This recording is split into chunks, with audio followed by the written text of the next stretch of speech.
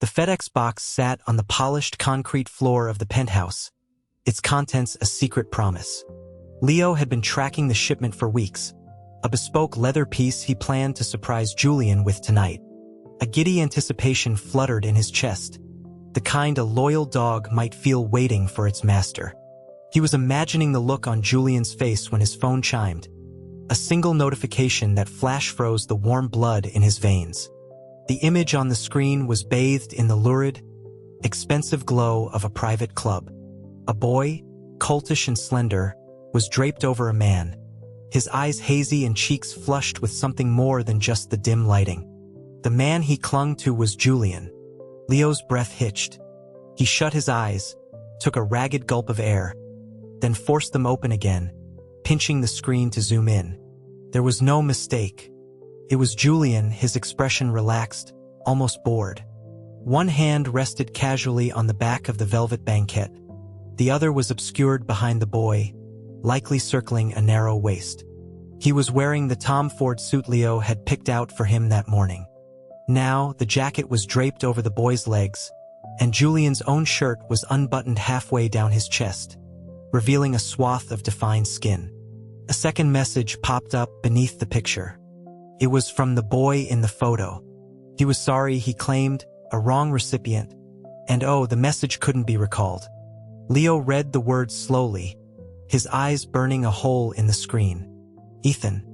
A new talent signed to a subsidiary of Julian's media empire, his star rising with suspicious speed. This was a test, or more accurately, a provocation. The whispers around the industry painted Leo as Julian's gilded pet, and this clumsy, transparent maneuver was designed to rattle the cage. It was a low-level tactic that any rational person would ignore, but it found its mark with unnerving accuracy. It was true that Julian Black was his benefactor. It was also true that a hot, irrational fury was now climbing up his throat. He started typing a blistering reply, a string of invectives that would have scorched the phone, but his half-lucid mind caught up. Blaming the boy was pointless. Ethan wouldn't have dared without Julian's tacit permission. He deleted the entire tirade and tossed the phone onto a suede couch. His gaze fell on the open package. The intended surprise now felt like a cruel joke. He had bent over backward to please Julian, and this was his reward. With a surge of bitter anger, he swept the box and its expensive contents into the kitchen trash. For hours had passed since the photo arrived. The silence in the sprawling apartment was deafening. He hadn't realized Julian could be gone for so long.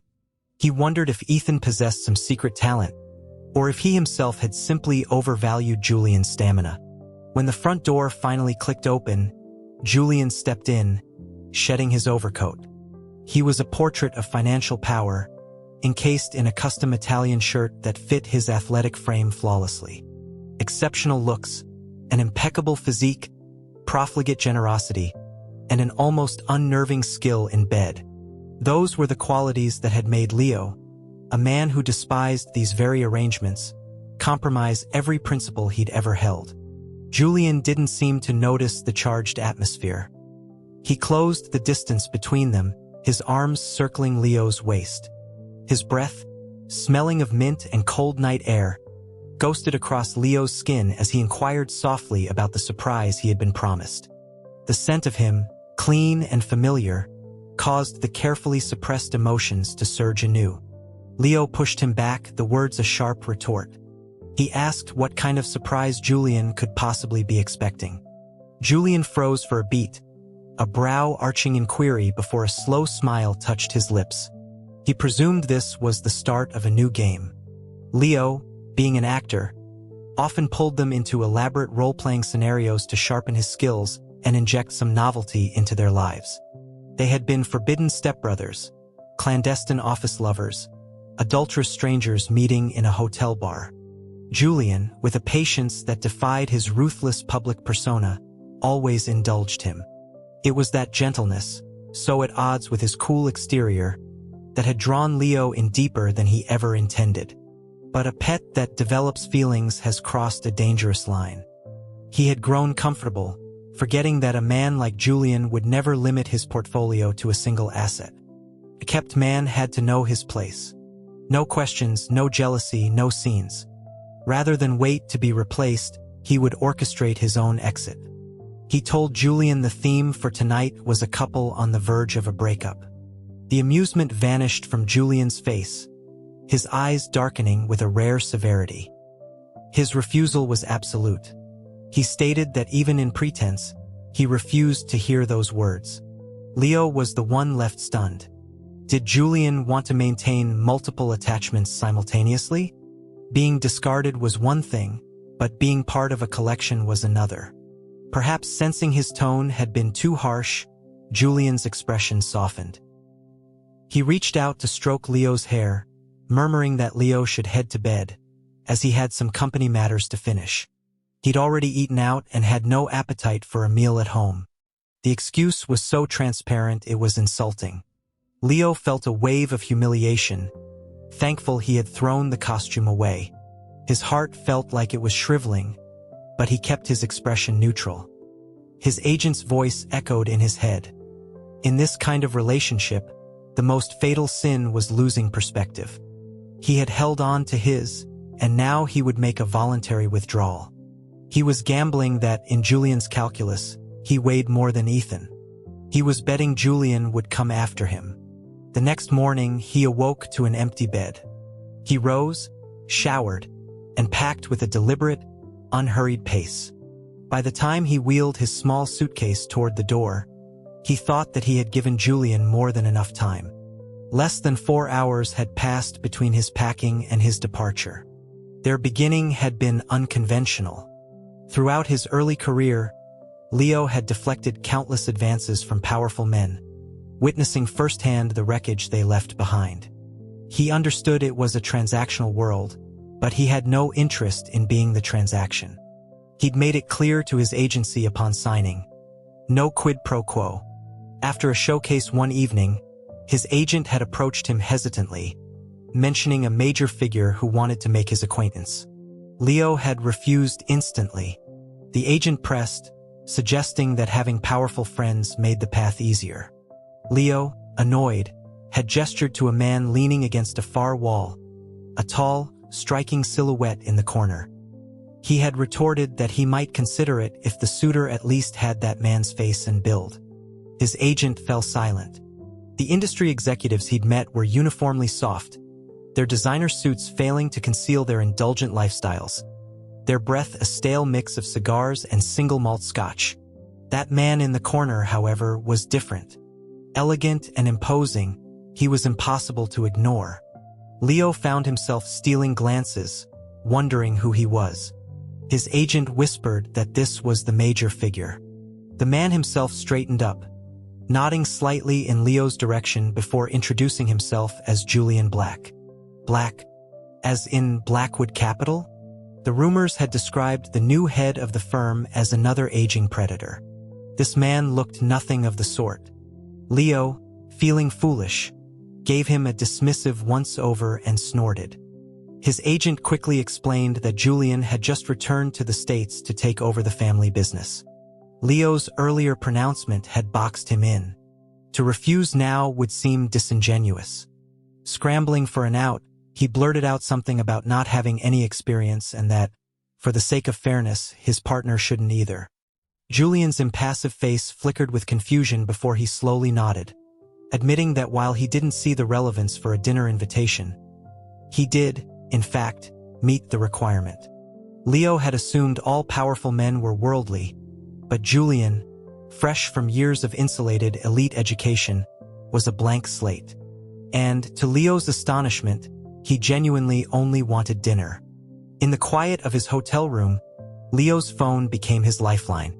He set every notification to vibrate, ring, and flash, a desperate attempt to fill the silence. A text from his agent brought him up to speed on Julian's movements, the phone buzzing on the nightstand like a frantic insect. Julian, observing him from the other side of the table during that first dinner, had not seemed annoyed. He had merely asked if he was interrupting something important. Leo had scoffed, stuffing a piece of roasted asparagus into his mouth. He complained that he wasn't busy at all, since every decent part in his current project had been snatched up by better-connected actors. He then deflected, asking Julian if taking over the conglomerate had been difficult.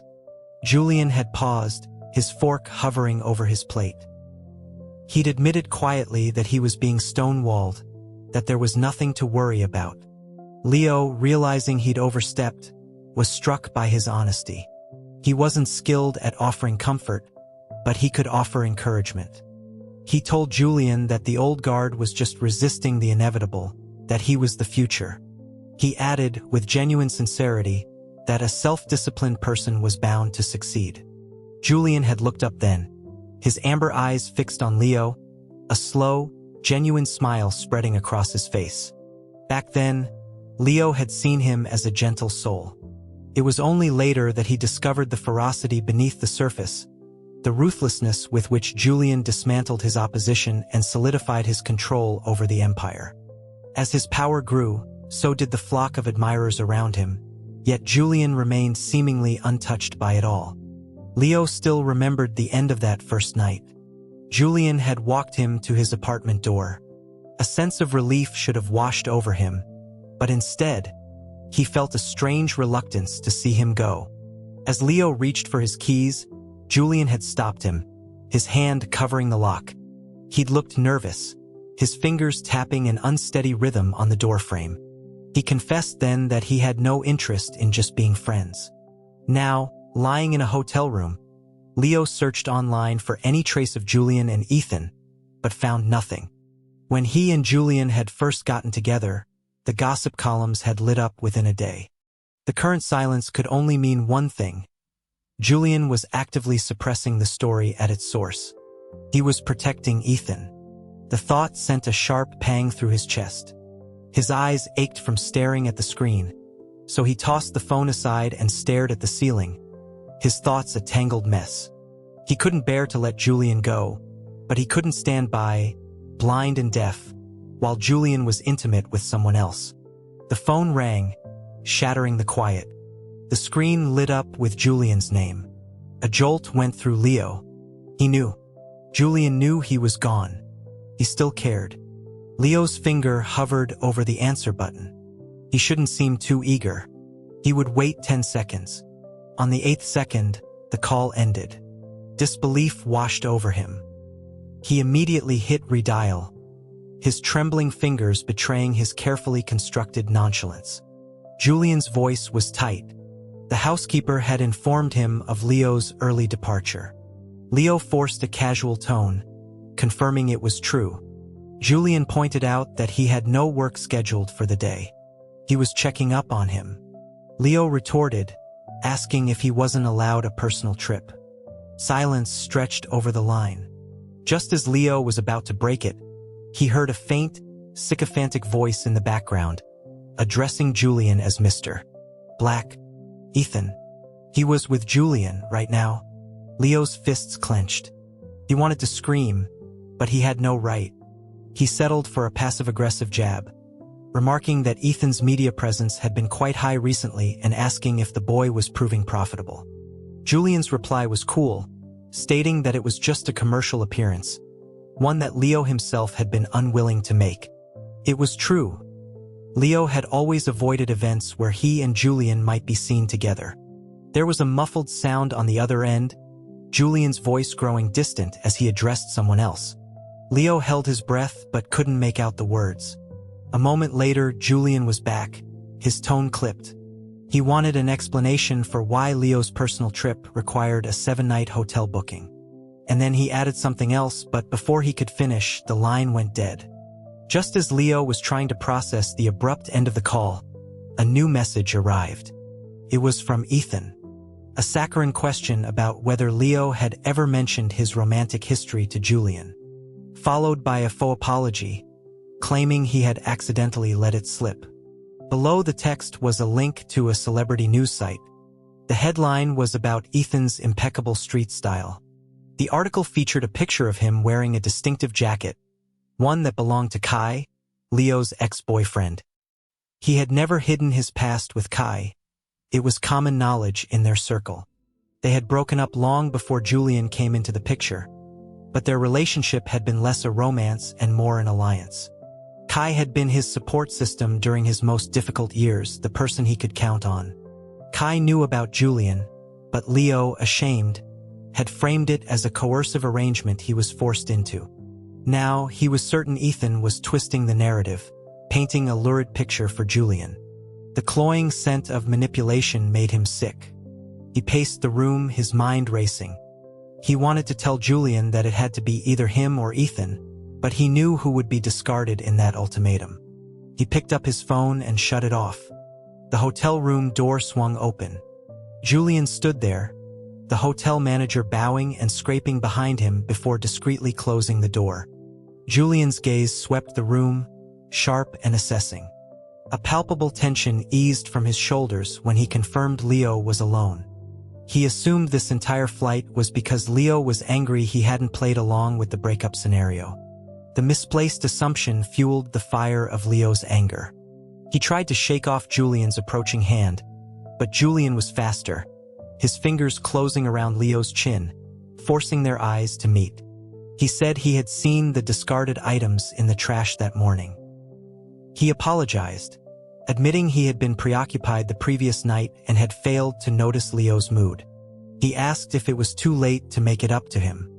As he spoke, he backed Leo against the wall, his touch disarmingly gentle, a move calculated to make him pliant. He murmured that running away from home could be fun, sometimes. Was that it? After all this, Julian thought this was just another game? Leo was breathless from the kiss, pushing him away as Julian lifted him toward the bed. He tried to demand an explanation, to ask about Kai, but Julian cut him off. He captured both of Leo's wrists in one hand, pinning them above his head in the plush duvet.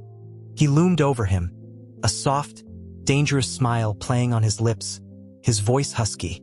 That, he said, he didn't care about. He didn't care. The words extinguished the last flicker of hope in Leo's body, and a profound chill spread through him.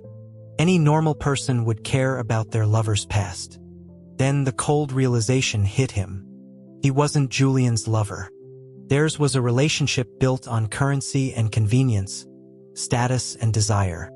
Love was never part of the contract. He had been the only one to fall. He told Julian he didn't want to do this anymore. He struggled, wrenching his hands free. The sudden rejection caught Julian off guard, a flicker of shock in his eyes. He asked if he'd hurt him. Leo shook his head, pushing away Julian's hand as he reached for him again. He told him to go find Ethan, that he was done. Julian's brow furrowed. He asked what this had to do with him. So he was still protecting him. Leo was suddenly grateful he had taken the initiative to leave. He told Julian he was quitting the game, that they were finished, that he was free to find someone else. Julian's expression hardened, his eyes turning to flint, his voice a low knot to push it.